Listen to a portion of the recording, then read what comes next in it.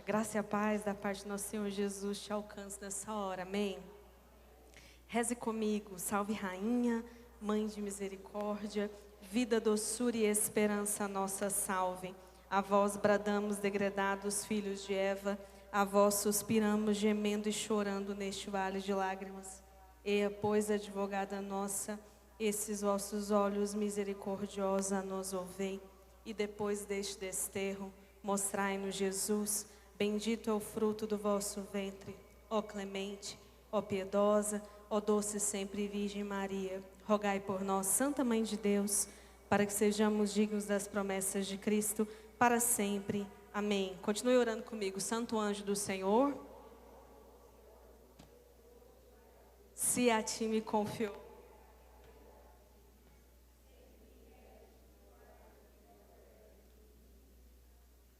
Amém?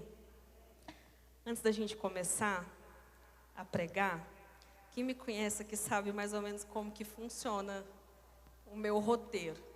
Não se apega ao relógio hoje, tá? Porque Deus mandou falar muita coisa, então eu vou ser obediente. Primeiro ponto. Segundo ponto, sempre antes da gente começar, a gente sempre faz um estudo um pouquinho, certo? Quem aqui me acompanha, quem está aqui, sabe como que eu funciono. Mas antes disso, eu peço que você, vou usar a frase de um grande mentor aí, que ele fala assim, ó, coloque amor nas minhas palavras. Eu vou falar algo um pouco duro, mas eu peço que você coloque amor nas minhas palavras. Tudo bem? E o que eu vou falar para você é, não culpe os outros pela sua própria incompetência. Vou repetir. Não culpe os outros pela sua própria incompetência. Olha para a pessoa que está do seu lado, fala isso para ela.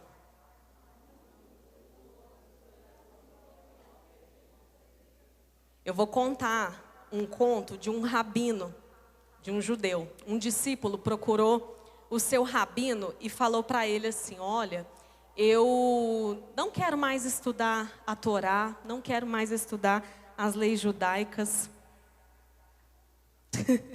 Pode pôr aqui. Obrigada. O discípulo procurou o rabino e falou, não quero mais estudar as leis espirituais, não quero mais estudar a lei judaica, porque lá na minha casa tá meu pai, minha mãe, meus irmãos lá, é tudo muito complicado, tudo muito difícil, eu não quero estudar isso mais. E aí, o rabino pegou e falou assim, ó, aponta para o céu. Ele apontou para o céu, e aí falou assim, olha para o céu. Aí o discípulo olhou assim com o olho meio, sabe quando você olha para o sol, que você fica com o olho meio assim? Aí o rabino virou para ele e falou assim, agora você tampa o céu. Tampa o céu, tampa o sol, tampa tudo, com a sua mão. E aí o discípulo tampou. Aí ele conseguiu olhar, igual aquela luz que está ali, ó. Se eu olho para ela é estranho. Se eu coloco a mão, eu consigo enxergar.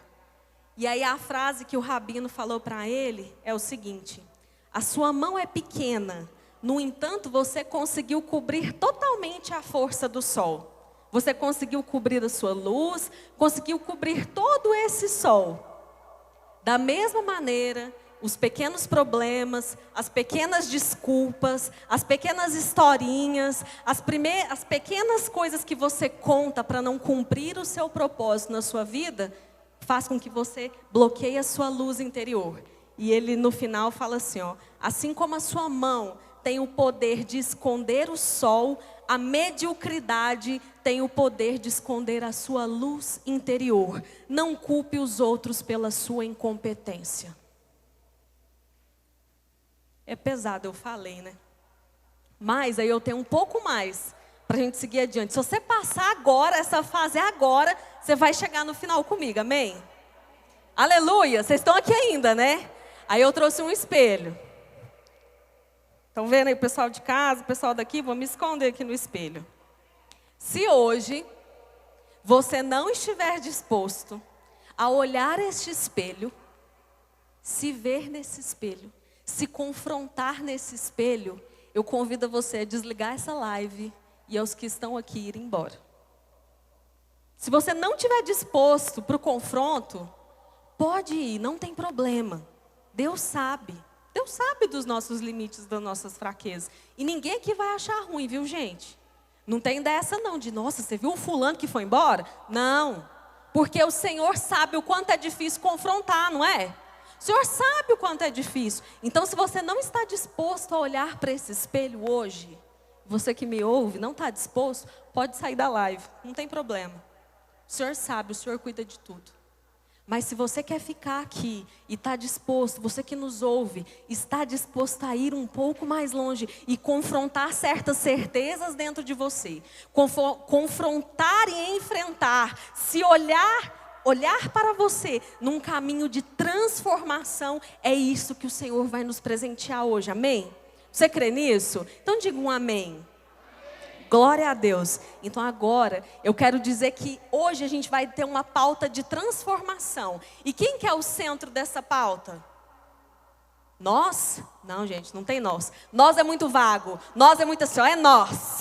O nós eu acho que eu jogo um pouco para o outro, né? Assim, igual aqui, ó, vou dar um exemplo aqui, ó. Quem pegar, pegou. Nós vamos fazer a limpeza. É nós que vamos, gente? É um ou outro que vem limpo. Não é assim? Então não é nós, é eu. Aleluia. Aleluia, irmão. Quem vai transformar hoje sou eu. Não somos nós. Então quem vai transformar hoje? Quem vai num caminho de transformação hoje? Oh, aleluia. Glória a Deus.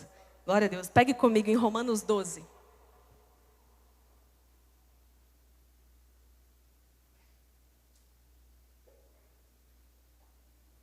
Romanos no capítulo 12. O que o Senhor movia no meu coração para ministrar aqui nessa noite, é que acontece que muitas vezes nós cantamos canções de que o Senhor é poderoso, de que o Senhor é bom, de que o Senhor é grande, de que o seu amor é muito bom, de que a sua presença nos satisfaz, mas nós não vivemos uma vida que seja esse sinal e essa resposta. E muitas vezes as situações se levantam na nossa vida, pessoas, acontecem problemas, dificuldades, enfim. E aquele mesmo povo que canta canções aqui falando do poder de Deus, diante dessas coisas, essas pessoas se desesperam. E essas pessoas eu posso falar eu e você. Essas pessoas eu posso falar de mim. Mas é para esse lugar que o Senhor quer nos levar, para tirar essa incongruência da nossa vida, para não dizer palavras piores. Vamos usar a palavra incongruência. O que quer dizer incongruência? Que não bate, que não parece. Não parece ser compatível pessoas que cantam louvores ao Senhor, entoam o seu poder e diante de situações adversas se caem, se desesperam. É sobre essa incongruência, sobre esse lugar que nós vamos falar hoje, amém? Romanos 12, versículos 1 e 2. Exorto, portanto, irmãos, pela misericórdia de Deus, a que ofereçais os vossos corpos como sacrifício vivo, santo e agradável a Deus. Esse é o vosso culto espiritual. E não vos conformeis com este mundo, mas transformais-vos renovando a vossa mente, a fim de poderes discernir qual é a vontade de Deus, o que é bom, agradável e perfeito. Palavras do Senhor. Antes da gente entrar na pregação em si, eu vou dar um pequenino, bem pequeno, contexto histórico dessa palavra. Essa palavra foi de São Paulo, escrita à igreja de Roma, a igreja recém-plantada por Pedro, logo após Pentecostes.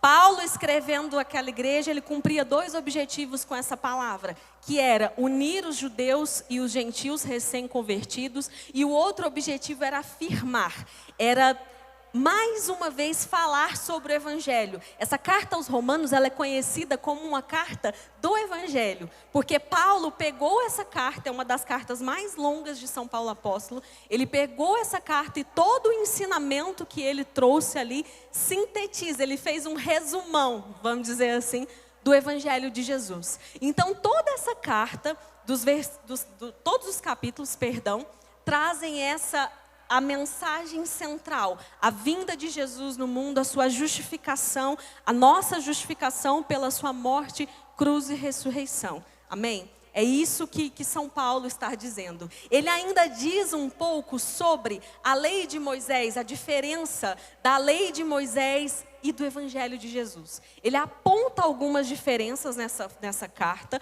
falando, olha, quando nós éramos judeus, quando vocês, eram judeus, nós vivíamos de tal jeito, segundo a lei de Moisés. Mas agora, com o Evangelho de Jesus, nós somos chamados para viver de um novo jeito.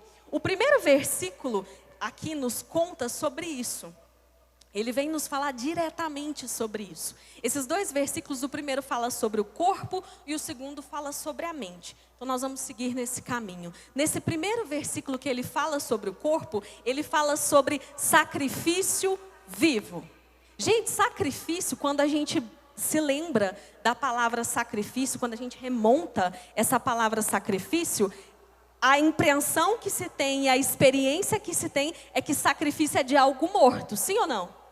O que os antigos faziam era elevar um sacrifício de por exemplo, um cordeiro morto, não é? Quando Paulo fala, olha, lá no judaísmo, lá antigamente, quando vocês estavam sob a lei de Moisés, o sacrifício era de animais, era um sacrifício morto. Mas agora, à luz do Evangelho de Jesus, o sacrifício é vivo e o sacrifício é você.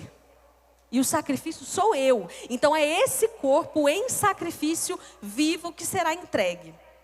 E aí, gente, essa palavra ainda, ela inicia com portanto. Vocês viram aí, ó, lá no versículo 1.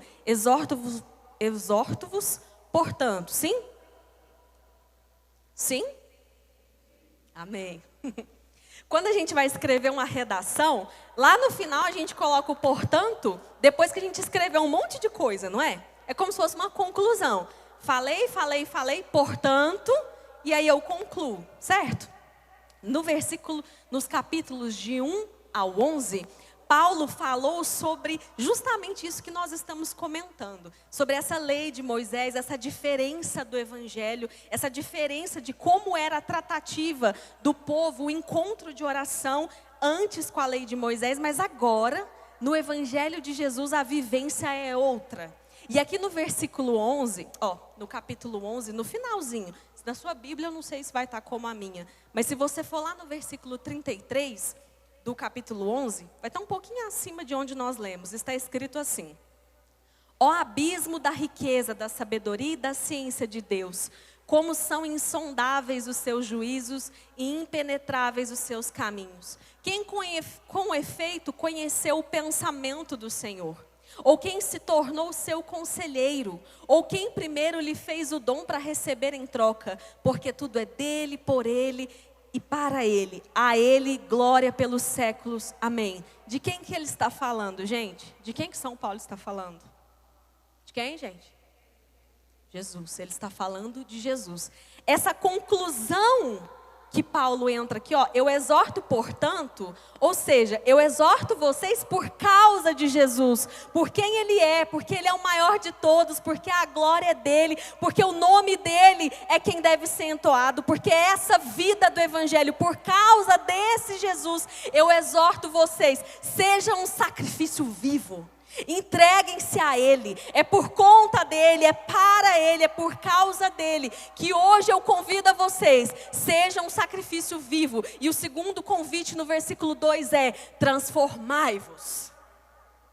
Transformai-vos. E aqui, gente, nós vamos falar de 4 coisas, eu não vou falar nessa ordem, tudo bem? Mas eu vou levantar 4 questões aqui para nós e assim nós vamos conversando enquanto essa ministração acontece. A primeira coisa eu já falei com vocês sobre o sacrifício vivo. A segunda coisa é sobre o culto. Lá no versículo 1 diz: ofereçais os vossos corpos como sacrifício vivo, santo e agradável. Este é o vosso culto espiritual. Fala comigo, culto espiritual. O que significa culto? Ele é um ato, é a prestação, é o se render, é a dedicação de todos os recursos. É um estilo de vida. É um estilo de vida completamente entregue e rendido a Deus. Então, nós falamos do sacrifício vivo, ou seja, é a minha entrega, é a minha vida. Não é mais um animal, sou eu. Amém? E como que esse sacrifício é feito? Por um culto espiritual. Como que é feito esse culto espiritual? Como que é feito esse culto? É a minha entrega inteira, é a minha dedicação, é a minha prestação, é a minha rendição, é o eu me colocar inteiramente para o Senhor. Na sequência, vem no versículo 2, como fazer isso? O primeiro Paulo nos atenta é: não vos conformeis com este mundo. O que significa conformar? Adaptar ao padrão. Entrar nos moldes pré-estabelecidos. Existe uma forma, certo? Se eu penso assim, gente, um bolo bem bom, vai. Você está lá fazendo um bolo bem bonzão. E aí a massa está prontinha. Você coloca ela na forma, certo? Ela é líquida, não é? Quando ela vai naquela forma, de repente ela está quadrada. Por quê? Porque a forma tem as bordas, segurou e conformou aquela massa. Amém? Ela não vai virar outra coisa, ela vai virar uma massa quadrada ou redonda, sei lá qual que é a sua tampa. Você imaginou a tampa aí? Que bom, é isso que eu quero que vocês pensem, é conformar. Tudo bem? A segunda coisa,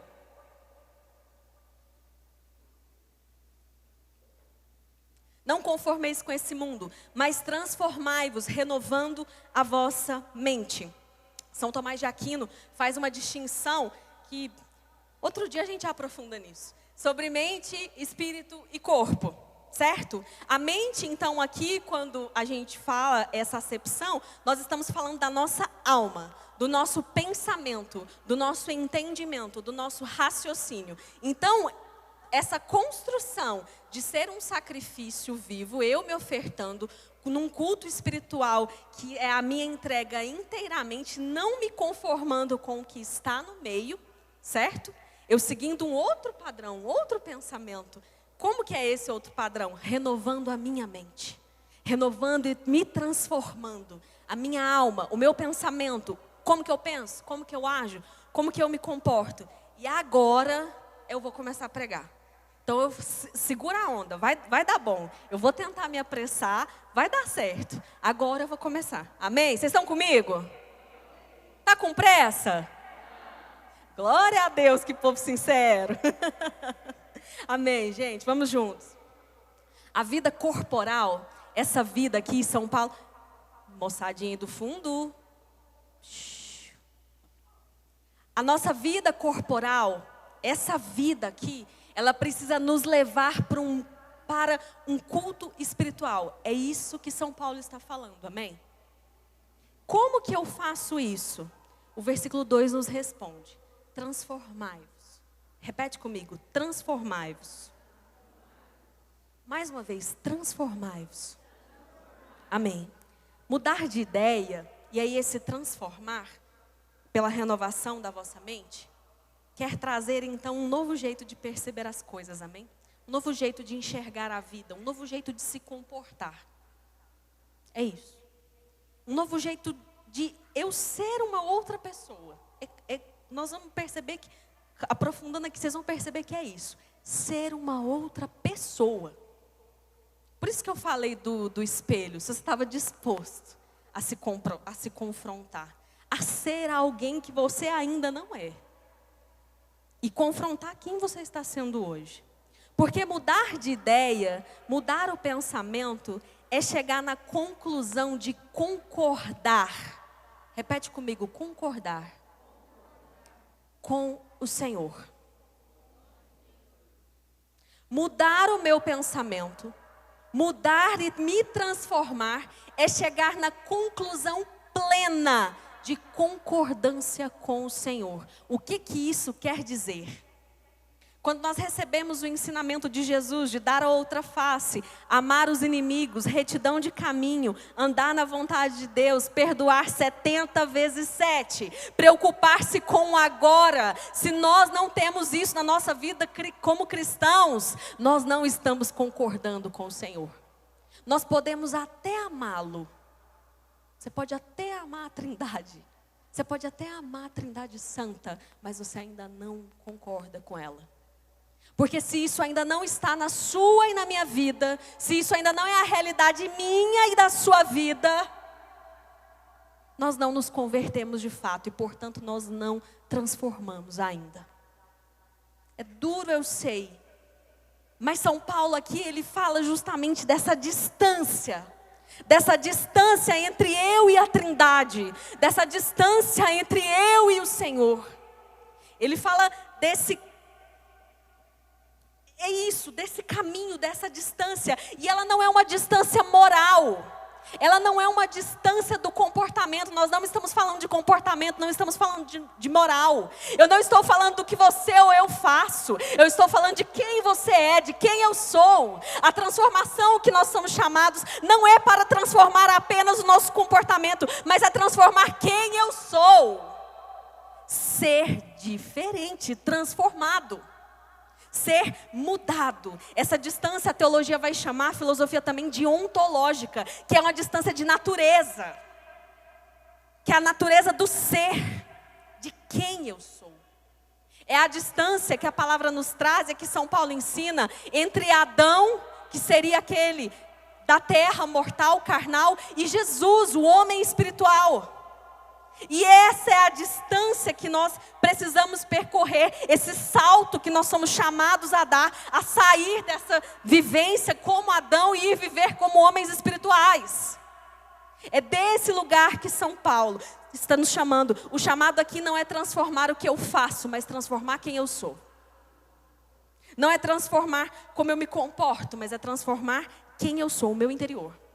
E aí muitos pregadores, não erroneamente, mas talvez pela facilidade e o quanto a palavra é acessível, usam aqui para poder pregar essa palavra, metanoia. Vocês já ouviram falar disso? De metanoia? O que significa metanoia? Aportuguesando, não existe essa palavra, perdão aí, né? Mas aportuguesando as coisas, trouxeram a palavra metanoia como mudança de mente, certo? Só que a palavra no grego, ela não significa isso. Ela significa arrependimento. Metanoia não é mudança de mente, é arrependimento. A palavra transformai-vos aqui na tradução que aproxima mais perto de transformai-vos não é metanoia, é metamorfose. E metamorfose é mudança de estado. De uma coisa que é uma coisa e passa a ser outra. E é esse o chamado de Paulo justamente. Olha, você vai sair dessa realidade do Adão e vir para a realidade de Jesus. Essa realidade carnal e vir para uma realidade espiritual. Quando nós trazemos a palavra metamorfose na nossa mente, o que a gente lembra? Da borboleta. Sim ou não? Então, para que nós possamos enxergar, visualiza aqui comigo. Transformai-vos. Nós estamos trazendo essa conotação de metamorfose, amém? Então, a primeira etapa da borboleta é a lagarta, certo? Certo, gente? Depois ela vai virar borboleta, não é isso? Enquanto lagarta, ela é um bicho apegado na terra, cujo ventre se arrasta no chão. Assim como a maldição que Deus jogou sobre a serpente, de um bicho que está se arrastando. Então a gente traz aqui para a natureza Adão. A borboleta, ela é a natureza livre. Ela é livre. Ela vem, a gente trazendo essa conotação para a natureza espiritual. Então, para que eu passe por essa transformação, eu preciso passar pelo processo. Repete comigo, processo. Eu preciso me submeter ao processo de transformação, que é o único caminho que vai me levar a pensar, agir, ser, sentir, comportar como Deus quer que eu me comporte, como Deus quer que eu haja, como Ele quer que eu pense, que eu sinta. É para esse lugar que Jesus quer nos levar. Só que para passar pelo processo de transformação, precisa de algo muito importante. Nós precisamos quebrantar o nosso orgulho. Nós precisamos quebrar o nosso orgulho. Gente orgulhosa não passa por transformação. Porque acha que é o quê, gente? Que está sempre com a razão. E aí eu quero dizer algo para você. A Maiara, a hora que eu entrei aqui, ela pegou e falou o quê? Deus é infinito. Eu falei, nossa, parece que ela leu o meu papel. Porque eu anotei assim, ó, veja. Deus é infinito e eu sou finito. Amém? Tudo que eu falar sobre Deus Ele é infinitamente mais, amém? Então, se eu falar que Deus é bom, Ele é infinitamente mais. Se eu falar que Deus é poderoso, Ele é infinitamente mais. Se eu falar que Deus é grande, Ele é infinitamente mais. Se eu falar que Deus é bom, Ele é infinitamente mais. Se eu falar que a sua misericórdia é eterna, ela é infinitamente mais. Porque Deus é infinito e eu sou finito. Nada do que eu fale vai corresponder a quem Deus é, amém? Sabe o que acontece? Sabe qual é a única frase que sai da minha e da sua boca que é capaz de corresponder ao quem Deus é? Só tem uma. Porque tudo que a gente falar sobre Ele é mais, amém? Só tem uma que corresponde a quem Ele é. Você está certo e eu estou errada. Me muda, me perdoa. Aqui eu alcanço quem Deus é. Você é certo, eu sou errada. Me perdoa, me muda, me transforma, me faz diferente. Aqui eu alcanço quem Deus é. Só que para eu fazer isso, eu preciso quebrar o meu orgulho. Eu preciso quebrar. Paulo vai dizer que se a gente ainda vive nos nossos termos, se a gente ainda vive do nosso jeito, a gente não consegue ver a bondade e a vontade de Deus. Quantas pessoas você ouve por aí falando, nossa, eu queria conhecer a vontade de Deus para a minha vida, amém? Talvez essa tenha sido a sua oração. Eu quero conhecer a vontade de Deus para a minha vida, amém? Hoje você vai encontrar essa resposta. Mas você tem que estar disposto a quebrar o seu orgulho.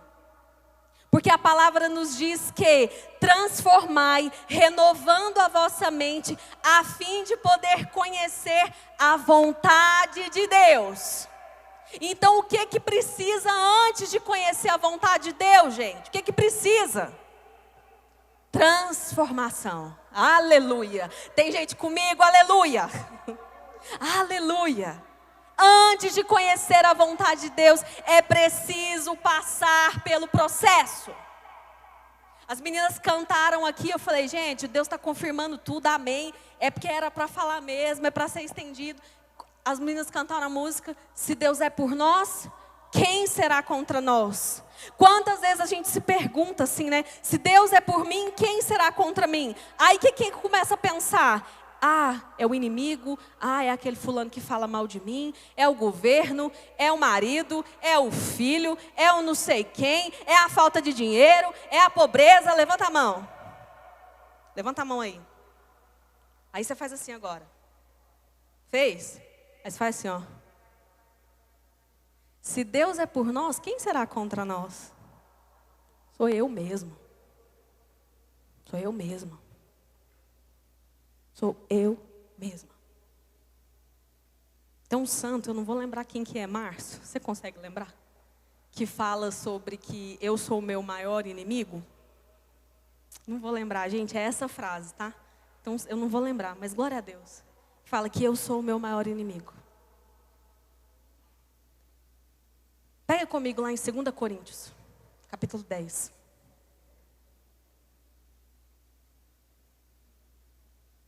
Não vou falar a página, gente, porque minha Bíblia não é igual a de vocês. Então eu sinto muito. Eu não consigo falar. Mas eu vou dar esse intervalinho, tá? 2 Coríntios, tá pra frente, tá bom? Só para dar uma ajudinha. 2 Coríntios, capítulo 10. Aleluia, glória a Deus. Achou? Não? Vou dar mais um tempinho.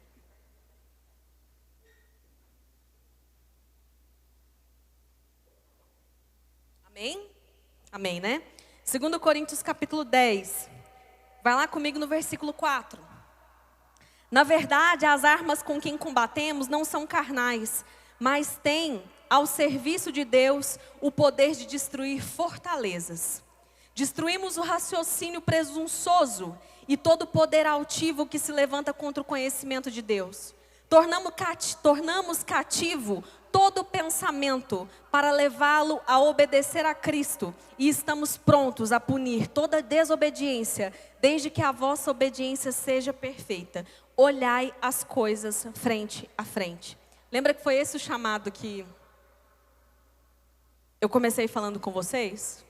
Olhar frente a frente. O que essa palavra aqui nos mostra, gente? Ela mostra duas coisas. Que nós temos a oração como um poder que Deus nos deu para que nós combatamos aquilo que não é carnal, amém? Aquilo que é do Espírito. E a outro poder, a outra responsabilidade que o Senhor nos deu é cativar. O que é colocar cativo? Preso, aprisionar os maus pensamentos. Gente, o inimigo não é o outro. Sou eu mesmo. Os meus pensamentos, o meu comportamento, aquilo que eu escolho, pensar, falar, refletir, emanar. Então, por isso, a mudança começa em você. O problema não é o outro, o problema sou eu. É a minha mentalidade, é o meu comportamento, é a minha postura de fé. E aí eu quero falar com vocês um vídeo que eu vi recentemente, eu mandei para o Márcio, para o meu esposo, que eu fiquei muito impactada com esse vídeo. Um homem estava andando na rua e aí uma pessoa o parou. Tá no Instagram, gente. Se vocês quiserem depois eu compartilho. Peço para os meninos compartilhar no Chagas para vocês verem. O homem estava andando na rua, uma pessoa o parou e falou para ele: deixa eu orar por você. Por um segundo ele hesitou um pouco, assim, questões de segundos. Ele falou: depende de quem você chama de Deus. E aí nisso a pessoa já meio que pegou na mão dele, queria ali orar por ele. E ele falou: aonde você quer chegar, você não chega, porque eu estou blindado. Glória a Deus. Gente, me arrepia de falar. Porque eu estou blindado. E aí logo a pessoa dispersa e ela sai assim, como quem não quer nada. E aí o menino termina olhando assim no vídeo falando: bruxas e demônios existem. Como que esse homem percebeu isso, gente? Como? Porque ele foi transformado. E ele não vive mais ele sozinho. Ele anda no Espírito. Aleluia. É esse lugar que Deus quer te levar. Para você não ser confundido. Para você não se confundir. Para que coisas aconteçam ao seu redor, você saber olhar e ter olhos espirituais e falar: aqui eu não entro, aqui eu não piso, aqui eu não como, aqui eu não convivo. Gente, mas como que faz para passar por isso? Transformai-vos com a renovação da vossa mente. É esse lugar que Deus quer trazer para mim e para vocês, entendem? Entendem que é nesse nível de transformação que o Senhor quer nos levar. Te trouxe aqui nessa hora para que você transforme a você mesmo, para que Ele toque em você, para que você dê o acesso para Ele, para que o seu ser seja transformado, os seus pensamentos, a sua postura, como você enxerga a vida, comporta, pensa, fala, age. Todo o seu ser conformado com o Espírito. É nesse lugar que Ele quer te levar. Mas nós precisamos nos submeter. Nós precisamos nos submeter. Para que você não se perca. Você não pode se perder. Você não pode se perder. Foi um preço muito alto. É um preço muito alto que o Senhor pagou para que você se perca. Transformai-vos com a renovação da vossa mente. Nós não estamos pensando como Deus quer que a gente pense. Nós não estamos comportando. Por isso que Ele nos trouxe aqui hoje, para você escutar isso, para eu escutar isso. Eu falo isso muitas vezes, não falei no início, falo agora. Quando Deus fala essa palavra, é para mim primeiro. É para mim primeiro. Eu não venho aqui dar lição de moral para ninguém não, amém? Não estou nesse lugar. Assim, não mesmo. O Senhor fala comigo, quer falar com você, porque Ele tem um propósito, porque Ele tem um lugar para nos levar, Ele tem algo para fazer em nós. Então não é em vão, não é à toa. E tudo isso, gente, você, né, e essas coisas aqui eu vou precisar ler um pouco, porque eu não posso me esquecer o que o Senhor falou. Você não é o que falaram que você é. Você não é o que os seus pais disseram sobre você. Você não é o legado que a sua família talvez tenha deixado sobre você. Você não é. Você não é a sua mãe, você não é o seu pai, você não é o seu tio, você não é o seu avô, você não é o seu primo. As histórias não precisam se repetir. Coloca a mão assim no seu coração.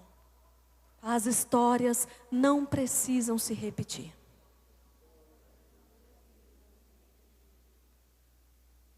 Se a sua mãe não teve um casamento feliz, você não precisa ter um casamento infeliz para que você esteja em ordem com essa família, amém? Você pode ter uma vida diferente. Amém? Se as mulheres